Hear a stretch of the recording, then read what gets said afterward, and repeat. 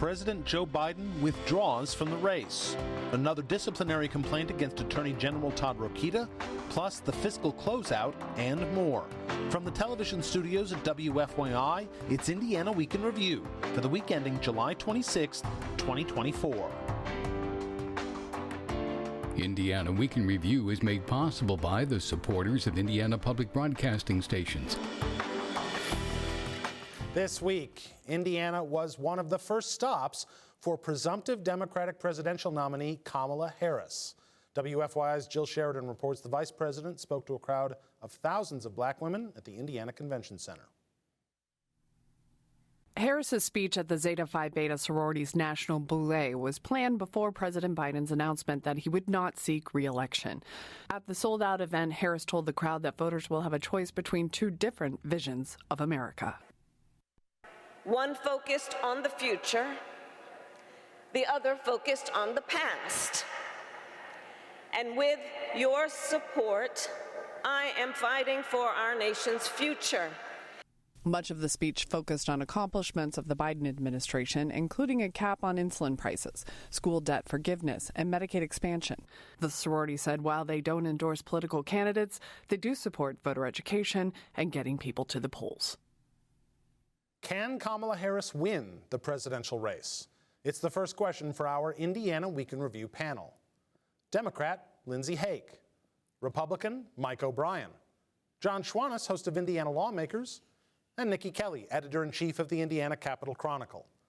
I'm Indiana Public Broadcasting State House Bureau Chief Brandon Smith. Lindsay Haake, can Harris win? 100%. It's brought summer, and I just loved the statement she made when she was speaking here in Indianapolis that we aren't playing around. And I'm ready for it, and so is Indiana. What does this do to down-ballot races in Indiana and elsewhere? I don't think it does anything that we've seen yet in down-ballot races. I thought the polling was really interesting. I mean, I think if you think about this 5-week period, it's been pretty extraordinary, obviously. Breaking news, it's been an extraordinary 5 weeks. Yes. But part of in thinking about it, I thought, I've never seen two candidates from different parties have better weeks or come out of something better like Donald Trump or worse than Joe Biden for things that only had to do with themselves, not because the other one was impacting, the debate, assassination attempt, resignation. Trump's speech at the convention could have been so much better. He kind of gave. He tossed the speech. He kind of gave both speeches. Well, right? there's the old one and weaved it into the new one. Right. Well, there's a conversation happening too about how a lot of the feeling at the convention from people who've been going to a lot of Republican conventions in their lives was they've never seen the party more confident and energized. And in 4 days, that kind of flips on its head. Well, yeah, because I think the performance, not that Trump did a bad job, I just think he could have done better. It kind of pivoted from use that assassination attempt like he kind of talked about where he was going to pivot from a style standpoint, but he really couldn't help himself on bringing up the election and bringing name calling, all that stuff, the old stuff. So I think there was more upside to be found there. What I said what I've been saying for a while is that I always thought the first party that got rid of their octogenarian candidate was going to be the one that was the clear winner. It's not clear yet. The New York Times had a poll out yesterday, and it's quick, right? But these aren't it's only been a week. They're not two unknown people. No, not entirely. So you would have thought there would be a jump for Harris. She closed it by a point based on their last poll when it was Biden. And then the style questions like ability to unify was tied. Strong leader, Trump easily won that. Capable of being president, Harris clearly won that.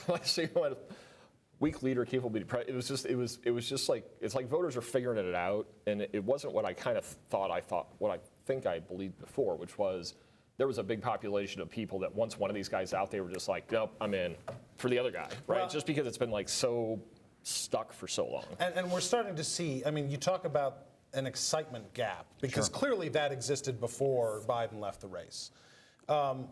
I think I saw the stat that, through Act Blue, which is the Democrats' donation portal, they raised something like $80-something million in the first 48 hours, and something like 60% of those donations were first-time donations to the campaign. Does that reflect, perhaps more than anything else at this stage, why this needed to happen for Democrats? Sure, absolutely. I think there had been an enthusiasm, energy gap, not just for several weeks, but arguably for a couple of years. And it's just because of the way the race has played out, because of the president's age, because of sort of the baked-in memes or storylines that we knew were coming, and sure enough, the calendar turned and there we were. So I think a lot of people were sort of thinking, well, I'm just going to sit this one out, literally or figuratively. And I think this has brought an incredible infusion of energy. We saw it, you're right about the money. I saw the number I heard for her campaign, $100 million. And then if you look at super PAC dollars and so forth, another 150. So we're talking $250 million that came in roughly less than a week. 48 hours, essentially, at that point. So there'll be money to spread the message.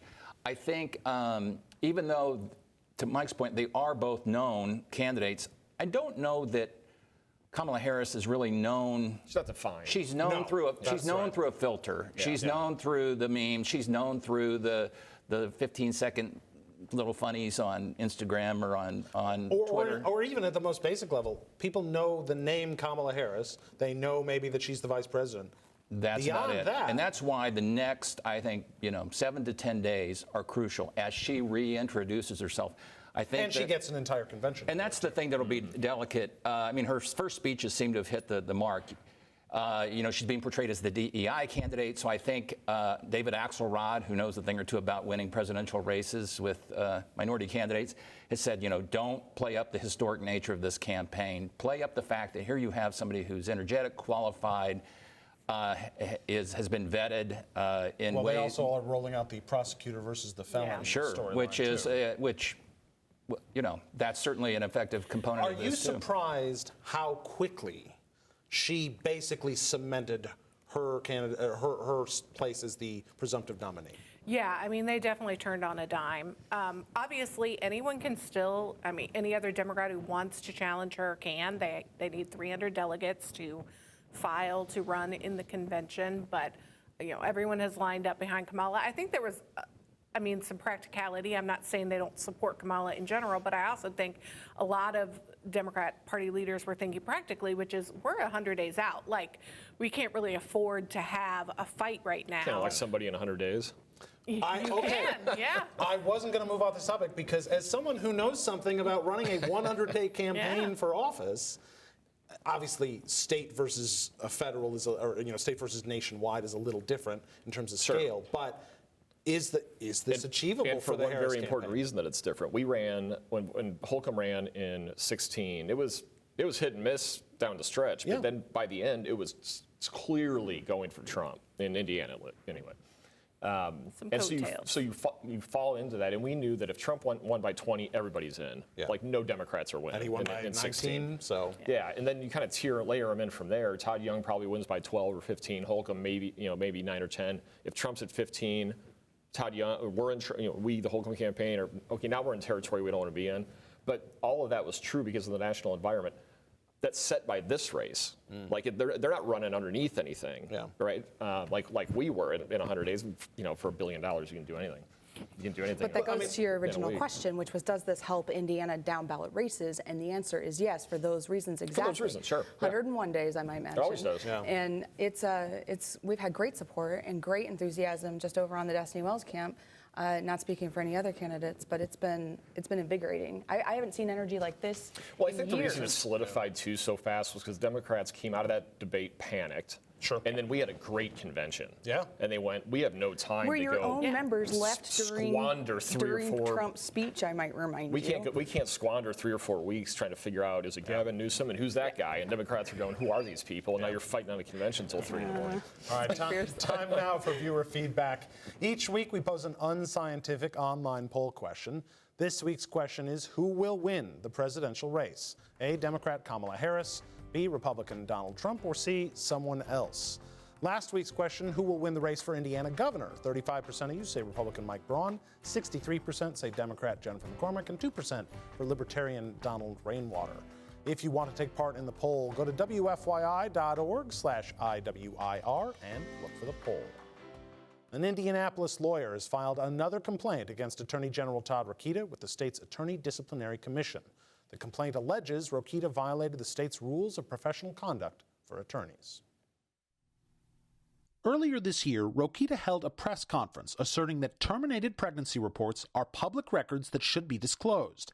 That came after the Department of Health began withholding the reports out of privacy concerns, and the state's public access counselor backed up the agency's decision to do so.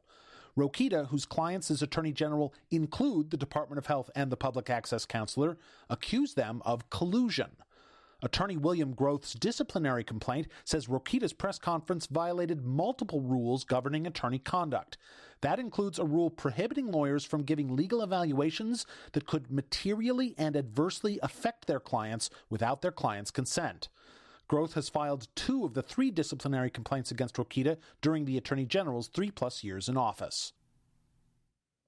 Mike O'Brien, do most Hoosiers care or even to the point know about these complaints? Most Hoosiers don't care or even know about the race for Attorney General. Generally, it's down ballot enough. They're paying attention to the national. Do they even know there's an Attorney General? Maybe Lindsay can work some magic and kick up a race. I think here, Todd Rokita's doing that for us.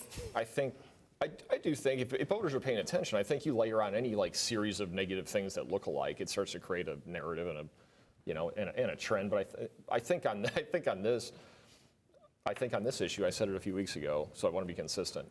He's also not wrong that there needs to be some record. You can hate this law, and I get it, but he's also not wrong that these records are the only thing that make it enforceable for him. Right, and also if they were public before, why are they not public? It's not about the records, though. If they're public it's before, about why aren't they public again? The basis of the complaint is about the mere fact that he invited litigation to his own client. Yeah. I mean, that is absolutely.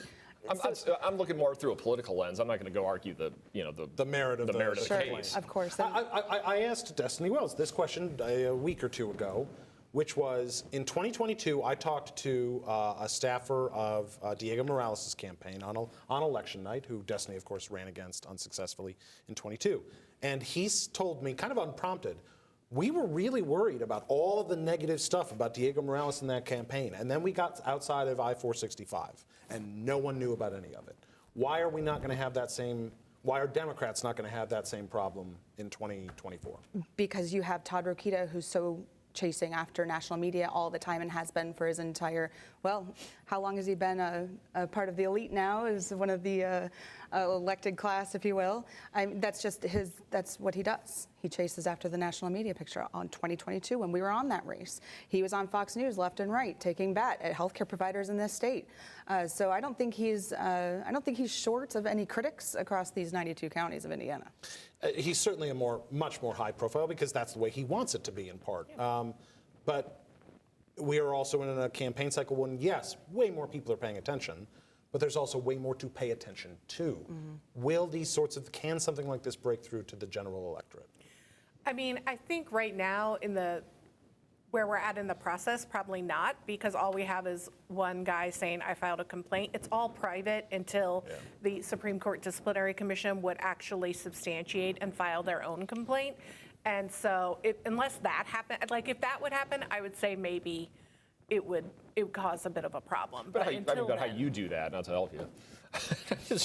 You layer them in and start running a campaign and putting money behind it. The question is whether or not anyone's going to support financially John, the Destiny Wells campaign to be able to do that. We've talked about this a lot on the show for a number of different offices, and you've particularly mentioned this a lot, which is increasingly politicians run a campaign based on I fought this, I fought that. Doesn't matter if you did anything, as long as you fought for something. That's what matters to a lot of voters. And here, short of being disbarred by the Supreme Court, which I don't see happening, does it matter if even, to Niki's point, let's say this stuff is substantiated and there is more of a process, or even he gets sanctioned again? Does that matter as long as he can go tell people I fought against Not X? To his base, his hardcore voters, those individuals who think, no matter what. who think that the elites are always trying to get their guy and that he's fighting the establishment, and the establishment, the deep state, the state deep state, is out to get him. I ought to trademark that. I think I want the T-shirt rights on that. That just makes them say he was right all along. I was 99% before, now I'm 100% behind him, or 110%. Where it does, I think, come into play, and Mike mentioned this, is for those are there any independent voters left? I don't know. If there are any independent voters. You've got a third-party candidate this year on the presidential. Well, for those who don't follow it as closely or don't have those kinds of rabid allegiances, when they hear there's a pattern of alleged misconduct, this is the third complaint, et cetera, that might give someone pause. It's not going to give his true heartache, it's not going to give heartburn to his true supporters, but any candidate, if you were given the option with sort of the middle ground, do you want disciplinary complaints against you or not? I think the answer would be I don't want them. All right. Indiana closed the books on its fiscal year with more than $2.5 billion in reserve this week, the lowest amount since the pandemic. That's after the state spent more than $250 million to cover a shortfall in Medicaid funding. Indiana ended its fiscal year with a $421 million surplus, by far the lowest margin in the post-pandemic era, an era when, up to now, the state had been awash in federal pandemic funding. Still, Indiana was easily able to cover the fiscal year's Medicaid funding shortfall. State Comptroller Elise Nishala says that's a credit to fiscal conservatism. That stands as a bright light, especially during this time where we are facing a national debt crisis. The state's major tax sources grew over the last fiscal year by less than 1%, a potential warning sign for the next state budget. But Office of Management and Budget Director Chris Johnston says that's why robust budget reserves are important. Give us the confidence that we'll still be able to deliver on the services. Lawmakers will write a new state budget next year. John Schwantes, does this feel like a fiscal closeout that's starting to get back to normal? What's normal? It does. I mean, if you look at a chart of year-end closeouts and you go back 10, 15 years, this is more normal.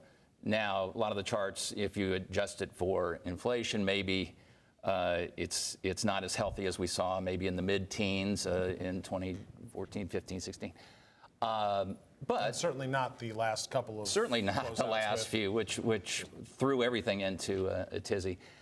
I often joke, and I don't think it's a joke, that budget architects in some ways prefer this kind of climate where they can talk about the need to be good fiscal stewards and to have fiscal austerity than the notion that you have, an extra few $100 million just sitting around, as has been the case in the past, because then the expectations are high and everybody thinks this is my chance to get while the getting's good, and the path to their door, goes all the way down the State House and out the door.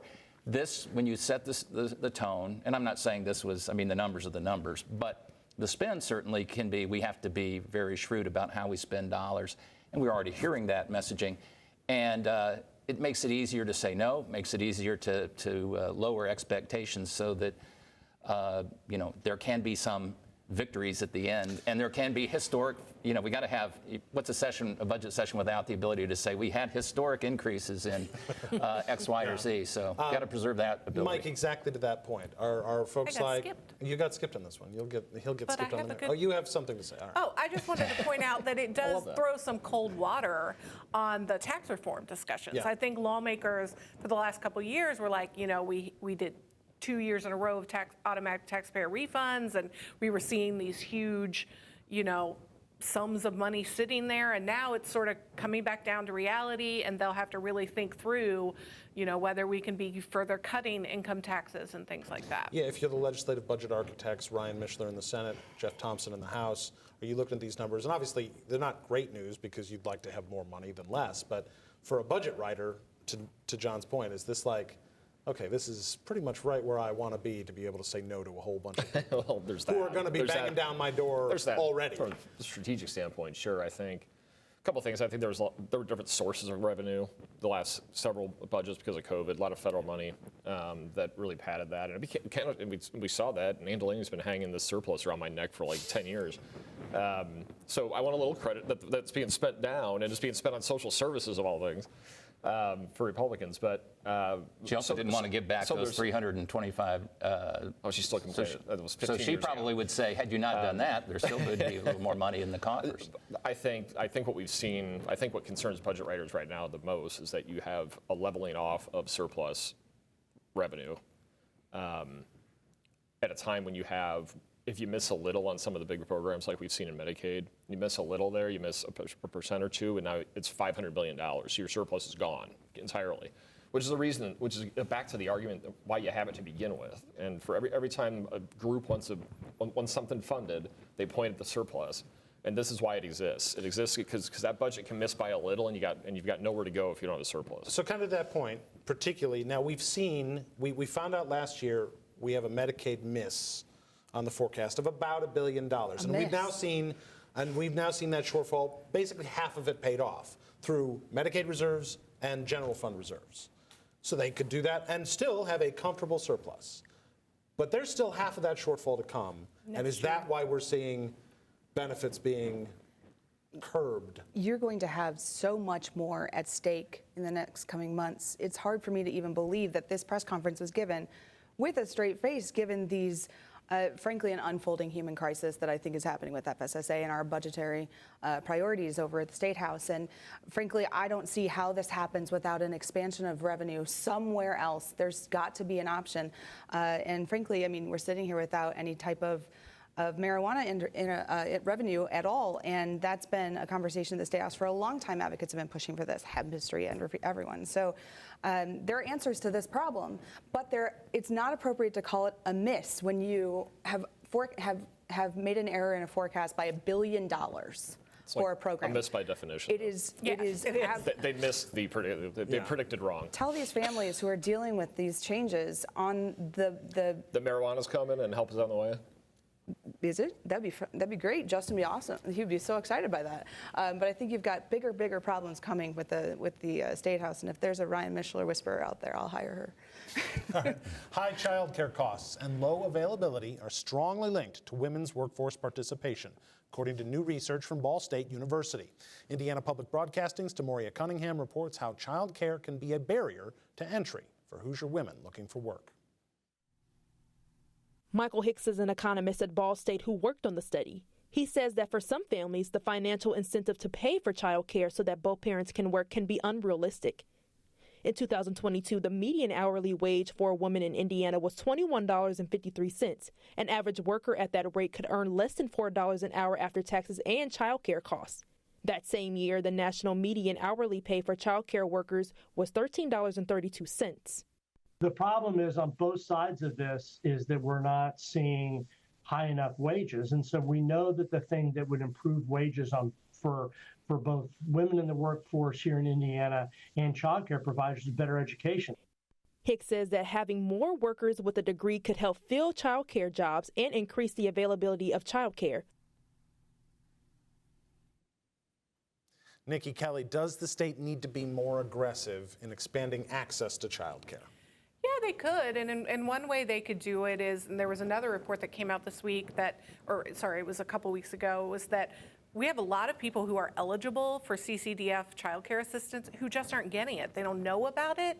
And also, Indiana has really low eligibility guidelines compared to what they're allowed to offer, federally. So they could expand those, and that would reach more families. That's one way to help these women struggling to get into the workforce. This also is a budget problem for Indiana because just spending money is not the answer, but money can be part of the answer. And we just talked about how we're going into a budget cycle where the dollar's going to be a lot tighter. You've got a whole issue, too, with a care desert being with the providers themselves. Yeah. And so, these are the opportunities to discuss even what you might think would be a kind of old conversation, which is a minimum wage conversation. You don't have a fair wage being offered to many of these workers, and so they seek help elsewhere, and people then have this smirk on their face with, oh, well, sorry, it's not my problem over at the State House. And yes, it is your problem. It is all of our problems. We are accountable to all of us.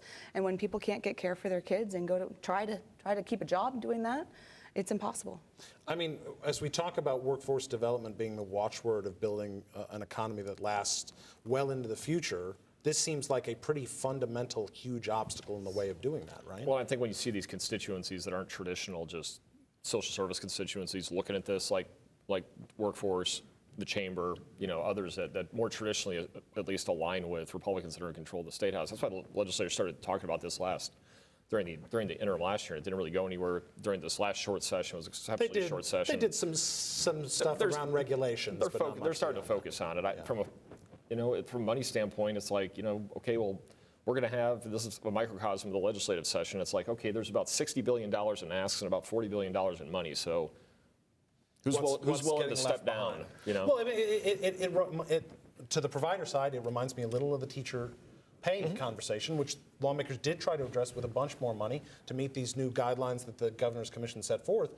Well, they still have to keep that up and now find another pot of money to also, not that child care providers are any less important. And I think this is becoming more and more priorities. It's becoming more and more of an obvious problem. All right, well, that is Indiana Week in Review for this week. Our panel is Democrat Lindsay Haake, Republican Mike O'Brien, John Schwantes of Indiana Lawmakers, and Niki Kelly of the Indiana Capital Chronicle. You can find Indiana Week in Review's podcast and episodes at WFYI.org/IWIR or on the PBS app. I'm Brandon Smith of Indiana Public Broadcasting. Join us next time, because a lot can happen in an Indiana week.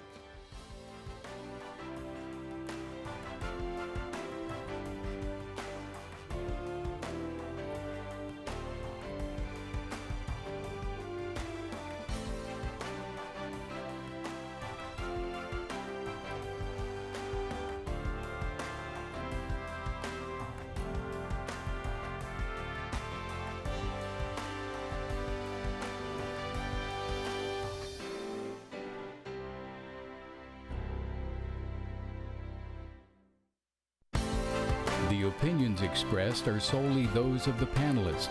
Indiana Week in Review is a WFYI production in association with Indiana's public broadcasting stations.